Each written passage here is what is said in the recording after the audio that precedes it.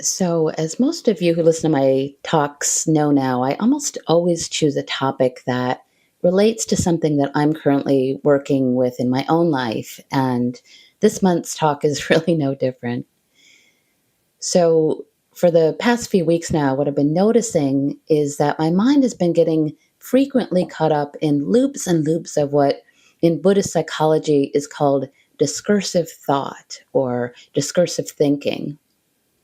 And just to be clear, this is very different from what we might think of as more logical, analytical, or reason based discursive thinking. For instance, when we have a particular challenge in front of us and we're trying to use our knowledge and our wisdom to kind of figure it out.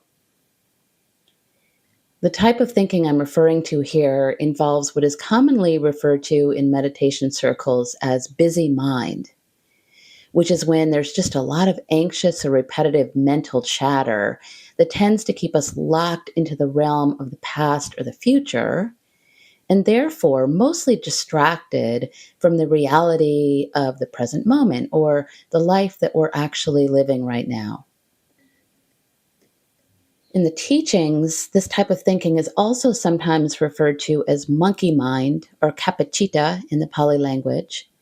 And it's described as a mind that's just sort of jumping or swinging from one thing to another without a lot of pause in between.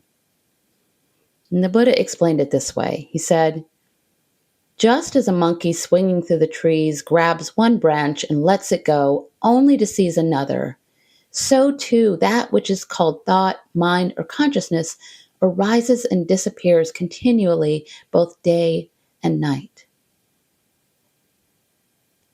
So, one way we can really distinguish between our more analytical, logic based thinking and busy or monkey mind is that with the latter, there's almost always an underlying sense of anxiety or regret or worry, which I know so many of us have been feeling these days, right? About so many different things. It's like when something really big happens, or there's a lot of change, or maybe just a sense of overwhelm in our own lives or out in the world, can often feel like it's just too much to process. And so the mind sometimes just does not know how to relax in the present moment just as it is. So instead, just like that monkey, tends to want to keep on swinging and swinging, right? Grabbing onto one thought and then another.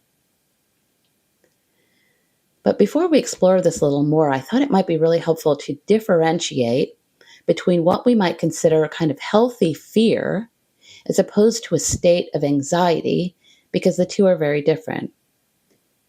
Okay, so for instance, fear itself can very often be a healthy and really essential emotion because it can necessitate and prompt that more rational, analytical mind. And it can also help our bodies to do what they need to do in the face of it. Anxiety, on the other hand, is really the opposite of healthy, right? Or useful. It's actually toxic. It's irrational, and it lasts a lot longer than fear. And it also, again, tends to be the underlying emotion that creates that busy or monkey mind. And I wanted to share an example of this kind of distinction. So about 15 years ago now, I was living in the Park Slope neighborhood of Brooklyn, which is really happily right next to Prospect Park, which is one of the biggest parks in the city. And one evening around dusk, I was on my way to a birthday party in the park, and I happened to be carrying this enormous watermelon and some other really heavy presents up this long hill and kind of scolding myself for not bringing something more practical. I don't know what came over me to bring a watermelon. But anyway, when I finally arrived at the area where we were all supposed to meet, nobody was there. So I was kind of upset about this and kind of got out my phone to call the host, who I didn't know very well, but she was the one who was hosting this party for my friend. And she started explaining to me that the party had been moved to another location, but she'd just completely forgotten to let me know, right? So there I was on my cell phone, a little upset and tired and walking back home in the fading light, still carrying all these heavy things and trying to listen to these new instructions about how to get to the party. And so I was doing all of these things when I started crossing the road in the park that I'd walked on probably hundreds and hundreds of times before because it was just the path everyone usually used to walk around the park. But as I was doing this, I had completely forgotten that for some insane reason, cars were allowed to drive down that road at one particular time during the day, which happened to be that time that I was walking. And so as I was stepping onto the road, still talking to the host, a car going about 55 miles an hour in a 25-mile-an-hour zone whipped around the corner and whooshed so close to me, I actually felt its door handle brushing my hand. It really almost knocked me over. But what saved me was that for one quick second prior to impact, my body was aware enough to see it coming and instinctively turned and lunged for the grass behind me. Right? So I just threw everything down and dove straight to the ground. And then, of course, I just had to sit there for a while because that was all I could really do in the moment. I just remember, feeling my heart pounding and trying to regain my breath and also my awareness because it really felt like I had come that close to death. And honestly, even today, whenever I think about it or tell that story, I can still feel that door handle and how close I came to being run over. And I share that with you to say that what I experienced right then was the emotion of fear, which again is an incredibly useful tool. In fact, I'm absolutely sure that that saved my life. Our bodies have very wisely evolved to respond to perceived danger with fear. It's smart, right? It helps to keep us alive because sometimes we have to respond immediately without a lot of thought. It's a very body-centered, intuitive thing. So with fear, our bodies in a way take over as mine clearly did, because at that moment, my mind was obviously not present at all with what I was doing, right? So whenever we're experiencing fear, for instance, the hair on our skin literally stands up, which helps us to be more alert. Our eyes dilate to take in more information. Blood rushes to our limbs and shuts down our digestive system so that we can either run like hell or fight, or maybe, jump away from a speeding car that's trying to run us over. On the other hand, anxiety is what our mind tends to produce. And it happens to create the very same sensations as fear, but unfortunately, this fear is more ongoing and it tends to last a lot longer, right? So with fear, it's sometimes like just a quick burst of energy and then it passes, like when my body was protecting me from the car. With anxiety, the sensations of fear are being constantly stimulated by our own thoughts and ruminations. Okay? So the idea is that when we're caught up in discursive thought, it's not about us having a fear about something and then making a rational plan for it, like when we're maybe afraid we're not going to get a work project done on time. And so we want to think about all the logical, rational steps we need to take in order to make sure that we can complete it on time. With anxiety, it's more like we have one anxious thought that sort of creates another anxious thought and then another. Or it's the same kind of repetitive worry or regret that keeps popping up over and over. Same thoughts, same regrets. And if you spent any time meditating, I'm sure you've noticed this pattern of thinking because we all do it. Or maybe you've noticed it, when you're trying to go to sleep at night and those repetitive thoughts just keep you twisting around and around in your sheets, giving you no rest. And what I find interesting is that we often sort of unconsciously believe that going over and over things in our minds is going to help. But it's usually just not really that helpful at all, is it? Right? To worry or to ruminate. In the teachings, there's a great Pali word that describes how we tend to work the mind up in this way, which is papancha. Papancha. And I like it because it sounds a lot like popcorn. Papancha. And the idea is that just like popcorn, we might begin to notice that this type of thinking maybe starts with just a few pops, right? A few thoughts or a regret. And then there's a rush of popping, a rush of connected thoughts, and then maybe just a giant mass of popcorn where we really can't even pick out one thought from another. There's just so many. And if this continues on and we don't know how to turn it off, what happens is that we just tend to get burnt out, right? We get burnt out. And if we don't know how to stop the papancha, what happens is that after a while, we might become emotionally, mentally, and physically burnt out, all three, maybe a little or a lot, and then end up not thinking straight or clearly because our mind is encased in that giant bowl of burnt popcorn, if you will. One translation of papancha that I like describes it as, quote, an eruption of mental commentary that obscures the raw data of cognition. I'll repeat that. An eruption of mental commentary that obscures the raw data of cognition.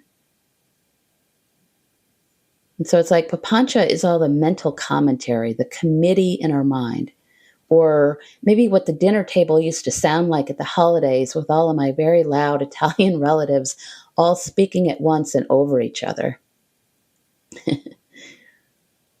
And sometimes we might have a day or maybe a week or weeks on end where we feel like we just can't get away from that noisy table, if you will, or away from that rush of popping thoughts. And, it's really okay. It's normal for this to happen. We all have those times of upheaval in our lives. But when we don't have any methods for recognizing this and for calming and controlling it or working with it, what happens is that we tend to use a variety of habitual strategies that can maybe momentarily drown out our busy mind and give us temporary relief or a sense of peace and safety, some sense of ground beneath our feet. But sadly, unfortunately, in the long run, as we all know, none of these types of strategies ever tends to work for too long. For instance, some of our habitual strategies might include using things like food, alcohol, sex, TV, the internet, whatever it is to drown out our discursive minds. Or maybe we tend to just fill up our calendars completely to make sure we just stay super busy so that we just don't have time to really stop and face all of it. In her book, True Refuge, my teacher and friend Tara Brock says that even though these types of strategies can often, again, temporarily give us a sense of safety, of refuge, they're actually a mirage because in reality, they just tend to make things even worse, right? And Tara called these different strategies false refuges, as opposed to true refuges. And so, for instance, when we wake up in the morning after we've indulged in one or more of these false refuges, we might notice we have a hangover, right? Or we feel sick from eating too much, or exhausted from doing too much, or staying up too late, or grogged out from watching too much internet or TV, or maybe we feel some sort of regret instead of comfort. And then sadly, on top of it, all of our anxious thoughts are just still going to be there waiting for us. Because again, none of these things can take them away for too long. And I also want to note that sometimes we can become so used to a kind of underlying constant anxiety that we no longer even have an idea of what calm and relaxed, our natural state, might even feel like. So that's the bad news. good news is that this is actually what our meditation practice can help us to regain, which is a sense of calm in the storm, if you will, like a place in the very center of the ocean where we can access that still place where the storm and the waves can be, happening up above, but we're not allowing ourselves to be caught up in it or swept away by it. And by the way, this does not mean that we are learning to go to some happy place or pretending that the storm is not happening, because we really don't want to replace one escape mechanism with another kind of escape mechanism. And honestly, sometimes the storm may very well still be happening, right? Cars might be suddenly barreling dangerously down that road, or maybe some crazy self-centered driver might really be speeding his car through our peaceful park without a care in the world about who is in his way. And yet, it's not going to help us at all if we allow our anxious and busy mind to control us or to control what's happening in our body, because we don't want our mind or our body to end up like that burnt popcorn. Right? So this is where our practice can really give us some power over this.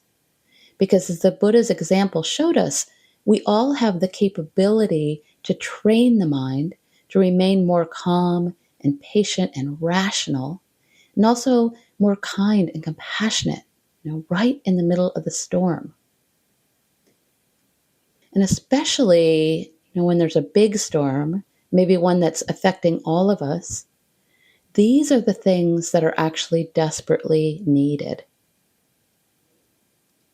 I often like to recall a very famous teaching from the late Zen master Thich Nhat Hanh, who told us, quote, "When the crowded Vietnamese refugee boats met with storms or pirates, if everyone panicked, all would be lost. But if even one person on the boat stayed calm and steady, it was enough. It was enough. They showed the way for everyone to survive." I also like to think of people like Nelson Mandela, who was locked up for 27 years, almost 3 decades of his life, and yet he still maintained that he was free, because what the guards couldn't control was his mind and his heart. He had control of that. And amazingly, as you know the story, his guards ended up loving him for it, and they just kept quitting one after another, saying they just couldn't continue to jail him. In fact, when he was finally freed, Nelson Mandela said, quote, "As I walked out the door toward the gate that would lead to my freedom, I knew that if I didn't leave my bitterness and hatred behind, I would still be in prison. I would still be in prison." And so how do we do this? How do we use our practice to work with an anxious mind or our discursive thinking? So to begin, whenever we can use our mindfulness practice to notice that we've been caught up in this kind of busy mind, or maybe when we notice that we're in some way sitting at that noisy dinner table, the very first thing we can do is to come back home to what's right here in the present moment. And in the Pali language, one of the definitions of the term mindfulness or sati is to remember, to remember. And the reason we want to remember the present moment is because it's really the only thing that's true, the only moment we're actually living. Whereas we might notice that busy mind contains either worry or regret, both of which are dreams, right, or fantasies, because they involve either the past or the future. And maybe as encouragement, I just want to point out that our remembering does not just happen by us trying to remember. It actually comes through our formal or daily practice, which strengthens this remembering. It's like a skill. Just like we might work on strengthening our muscles at the gym, we need to strengthen this remembering muscle. And the good news is that this means that even if we've wandered away from the present moment and that popcorn is already popping, if you will, we can remember or remind ourselves at any moment to return to presence again and again and again. One of the words that's been floating up for me lately in my daily practice has been the word stay. Stay. And I really like it because it's the same word we might use to train a puppy who maybe wants to wander all over the house, and start peeing on everything. We want to train our minds to stay in the very same way, which is with a lot of kindness and gentleness and patience. Patience. So, for instance, whenever I notice that my mind is really wanting to wander, just like that puppy, the very first thing I do is congratulate myself for noticing, because that's my mindfulness practice working, that I noticed. Then I simply remind myself to stay. And when I do, the treat or reward, if you will, that I give myself is to notice how good it feels to come back home to presence, even if the body or the mind is feeling unpleasant, right? So to use another metaphor, it's like if you can recall that noisy dinner table, maybe there's an unpleasant argument or conversation. And instead of getting up and just leaving the table, we ask ourselves to stay and just observe, right? Which, as we all know, is not always easy, but that's the practice. And so as a way to help ourselves, one of the very first and best things we can do is something the Buddha himself did, which is to anchor our attention on the breath, not only because it's always available to us, immediately available, but because it also has the ability to calm both the mind and the body right away. Quite literally, the moment we remember the breath, it can help turn on the parasympathetic nervous system in the body, which can then help us to access that sense of calm, which again is essential for helping to calm the busy mind. And happily, the more we practice staying with the body in this way by noticing the breath during our formal meditation sessions, just makes it that much easier for us to recognize when we've wandered into busy mind during our daily lives. And when we do notice this or become mindful of it, we can then remember and ask ourselves again in the moment to just breathe and be right here, however it is in the present moment. So for instance, we just might literally stop and place our focus on our breath and then just notice what's in the room or the space with us, right? So maybe the sound of the wind or the birds, the light or shadows, or whatever we're seeing or touching, smelling, tasting. We go directly to the body and to our senses. So just for a moment, you might even try this right now as you're listening. Right? So maybe just take a moment to breathe in deeply and then a slow exhale out just a few times, just to see if this simple breath changes anything in your mind and your body. Just to suddenly be aware of the inhale and the exhale, just for a moment. You might even place one hand or both on the heart. That's helpful to tap in.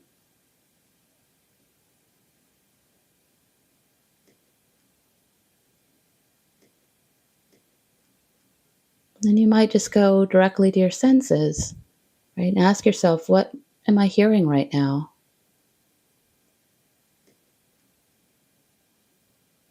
What am I seeing? What's in my view?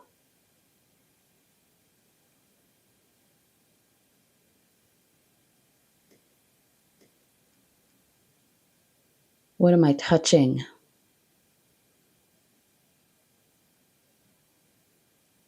Am I smelling or tasting anything? Just notice.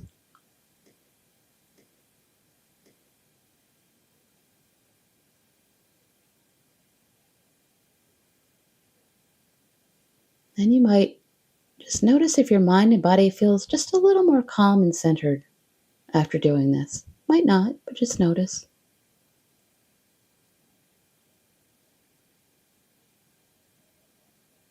And so again, the idea is that we begin by coming home to the breath and the body and then making an effort to stay and simply observe. Then, once we've connected more with the present moment, we might start to examine the busy mind itself.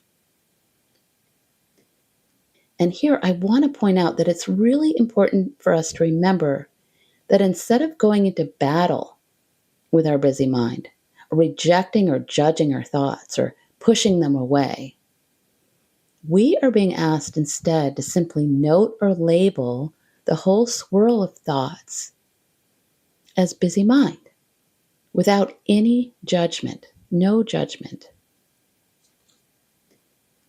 It's like if you can, again, imagine yourself sitting at that dinner table, instead of standing up and kind of banging your fist on the table and telling everyone to just shut up already, you can just sit there and quietly observe that loud and chaotic conversation without letting yourself become involved in it or overwhelmed by it, but instead just let yourself become really curious about it. This conversation is really interesting. It's actually a great phrase I like to use for this, which is, right now, it's like this. And again, we're just noticing, right? Right now, the mind is super busy. Or maybe we get a little more specific. We can say something to ourselves like, right now, the mind is worried, or really regretful, or judging, angry, or grieving, etc. And by the way, whenever we do this, we want to do it really lightly, like we're touching a bubble with a feather. Just some light noticing, worrying, regretting, etc. And to bring up that noisy dinner table again, it's like we want to be able to access what is often called witness consciousness, where we're again simply witnessing the conversation that's happening in the mind without judgment, just discernment. And so one of the ways that we can begin to witness the mind in this way is to start becoming aware of the different levels of discursive thought, as well as the content of our thoughts, and how it's affecting both the mind and the body. So in the time that we have left, I just want to briefly mention the three main levels that we can observe. Okay, so we start to examine and look into the mind. The first level is often called the fantasy level. And this is when our thoughts have taken us so far away from the present moment that when we come back home to presence, it's like we're walking into a new room after we've just left it, or coming home from a long vacation. We're sort of blinking in the light. It's kind of a dream state where we're really just not awake in any way. And with this one, sadly, very often the first thing we tend to do when we notice that we've been in this dream state or been away is that we tend to say something to ourselves like, damn it. God, I was gone for so long. I wasn't present at all. So here, it's really helpful to remember that this is actually a moment of congratulations for us when we notice. This is where we want to reward the puppy, if you will, and really allow ourselves to notice the coming back. And then notice the present and how that feels versus the fantasy and how that felt.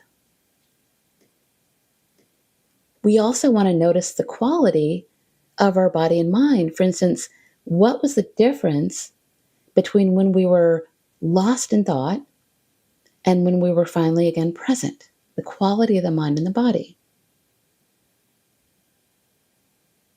At this level, another thing we can do is to simply start, again, labeling these fantasies as, quote, just thinking, right?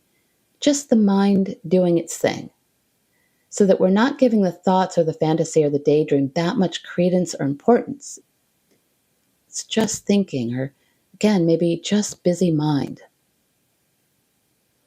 And if we can add some gentleness and kindness and patience, right, or metta, friendliness to this, even better, right?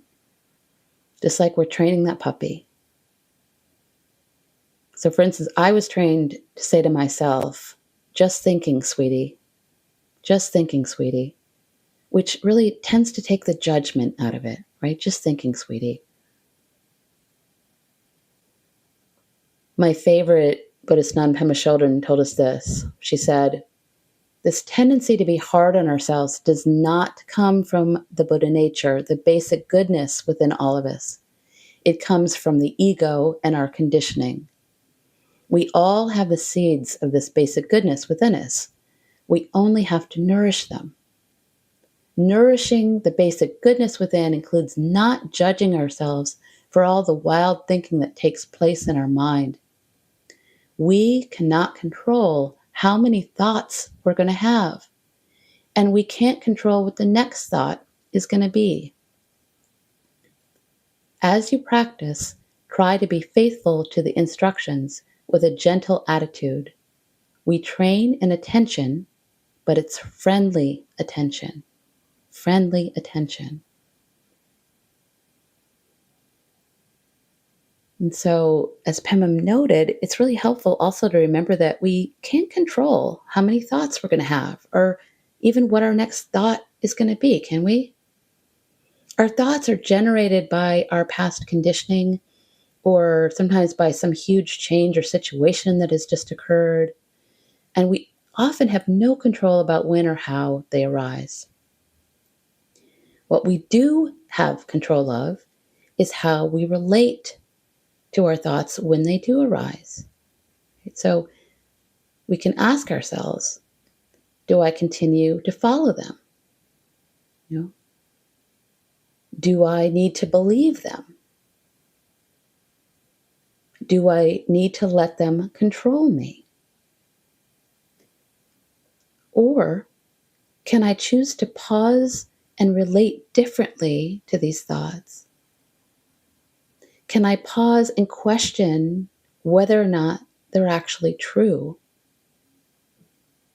Or even maybe choose to change the direction of my thoughts. Maybe, for instance, from worry to hope or gratitude or forgiveness, etc. There are actually three wonderful phrases that come from the Zen tradition that I love to employ whenever I'm trying to relate differently to my thinking or to question my thinking. And they're so simple, and I know I've mentioned these before, but they really are helpful, especially if you can put them on a sticky note and look at them.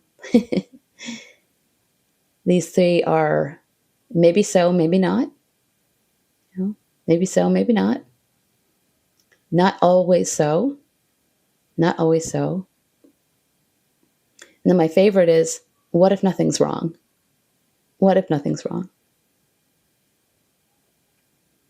And just to say, that last one is tricky, I know. But how I often take that one is more along the lines of, what if nothing's wrong with how I'm feeling in this moment, right? So, for instance, if something sad happens and I'm crying about it, nothing's really wrong, since I'm supposed to cry when I feel sad, or when I'm grieving, or when I'm regretting something, right? It's really okay. Nothing's really wrong. And so, as we continue to hone our practice, we can then start to become aware of the second level of discursive thought, which is when we're gone from the present moment, but not completely. So we can notice that maybe we're 2 to 3 sentences into a storyline or a thought, but we're not gone for that long, before we wake up and come back home to presence. we're not completely away in a fantasy or a dream.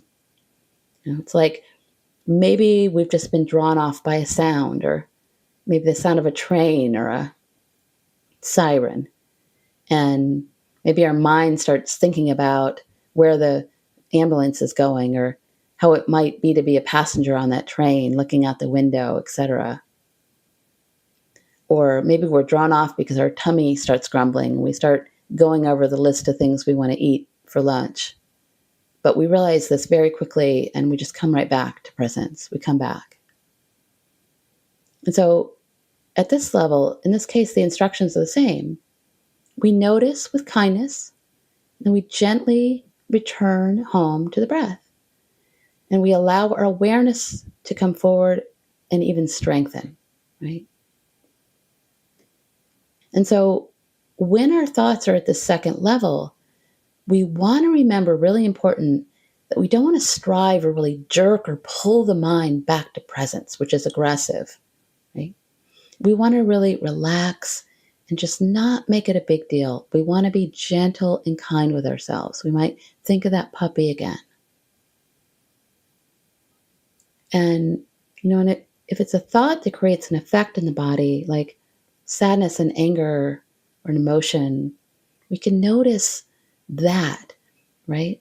We can notice the tightness or the hollowness or the fire of it, whatever it is.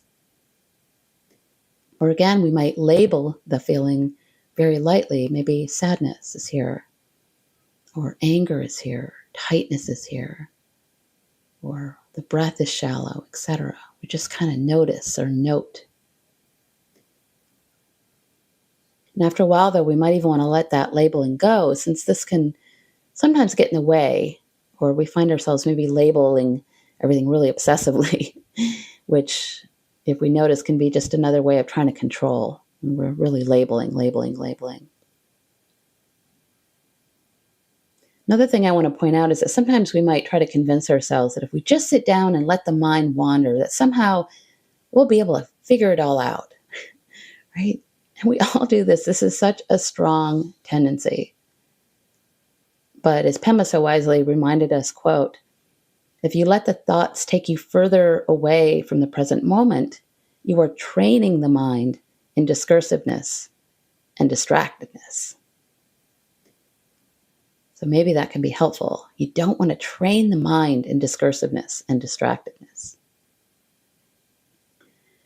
And by the way, this doesn't necessarily mean that we don't sometimes want to get quiet with ourselves and truly just sit down and think things through, think about things.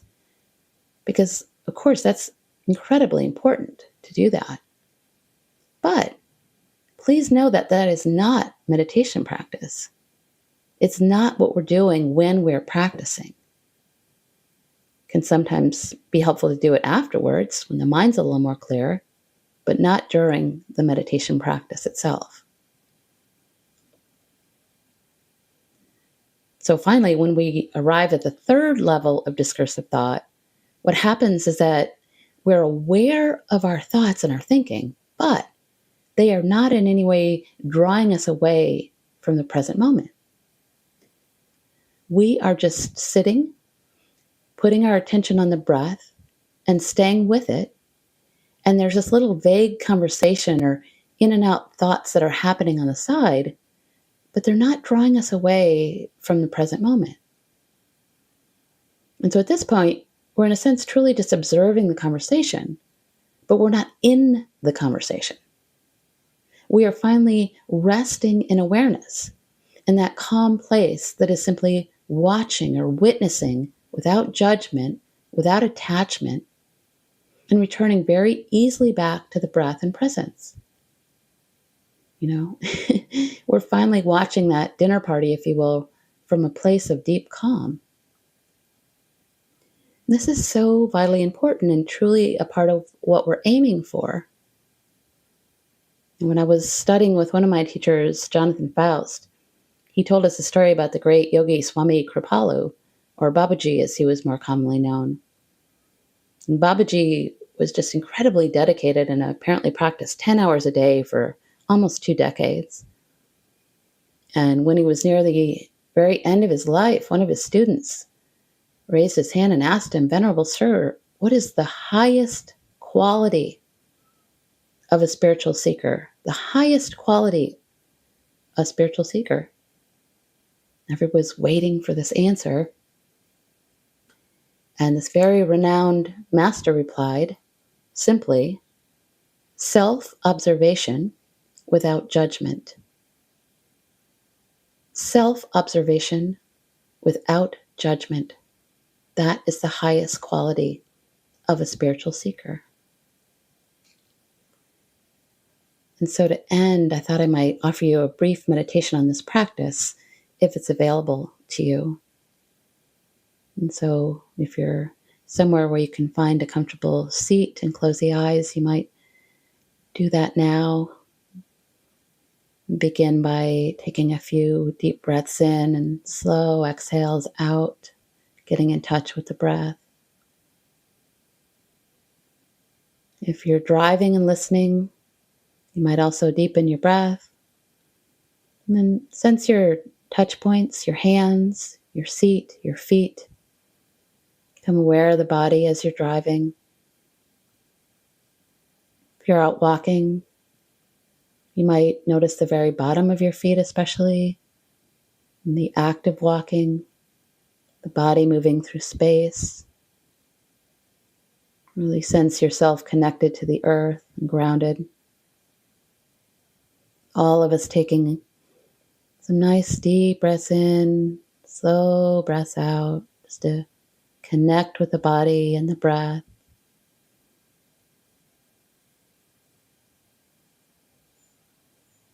On each exhale, especially seeing how much you can let go of any tension, tightness, holding.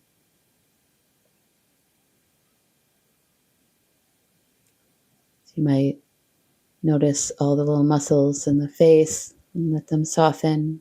Eyes, cheeks, jaw, tongue.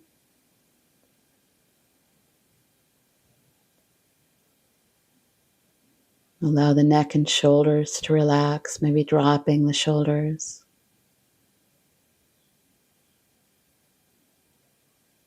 Still aware of the breath.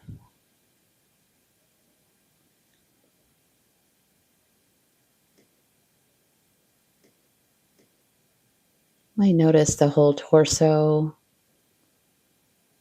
as it rises and falls with the breath, that constant inhale, exhale, movement of the body, that flow. Noticing the front, back, sides of the rib cage.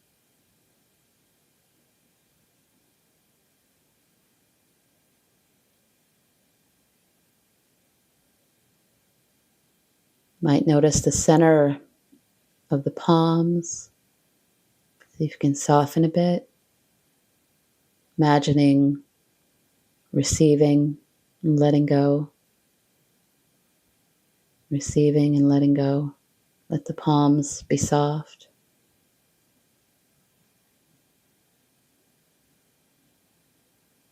If you haven't already, you might just allow the breath to be natural in the body and just notice the body breathing. No need to control the breath. But if there's still some control, no worries at all. Just notice.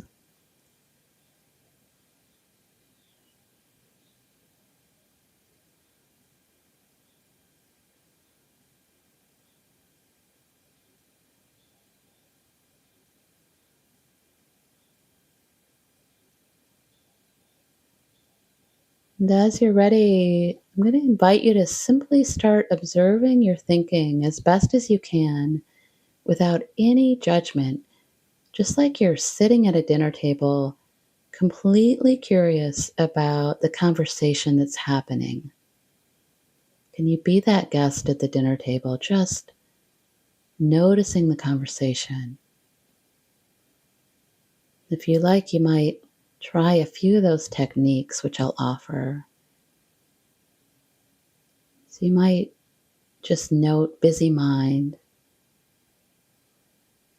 if that's what's happening. Or if you want to get more specific, Start gently labeling the thoughts, anything like planning, worrying, judging, etc. Very lightly, like you're touching a bubble with a feather. If it's helpful, you might try on the phrase, just thinking, sweetie, or buddy, just thinking, buddy, and see how that lands. Just thinking. At any time, if you notice that you've become lost in thought or that your thoughts have taken you away from the present, again, you might try congratulating yourself when you notice. And then for as long as you can, take time to just notice how that feels, to come back home to this moment, just set it as it is, for as long as you can until the next thought maybe takes you away. So those are some instructions. Just take a look at the mind with curiosity.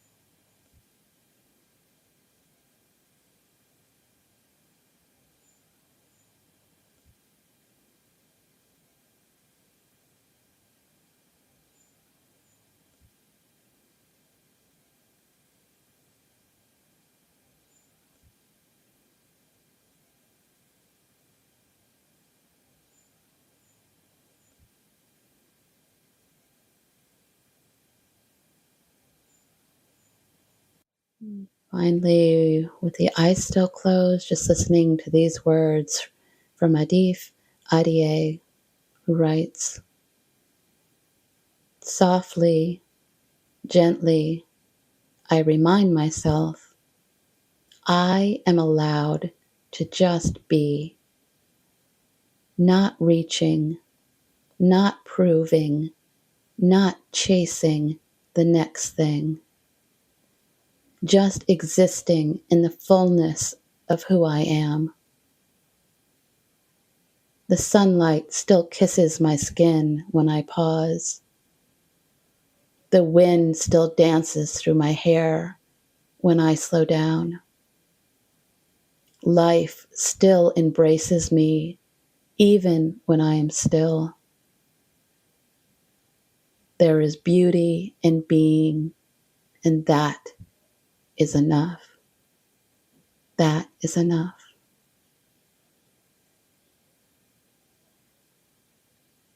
Namaste and blessings.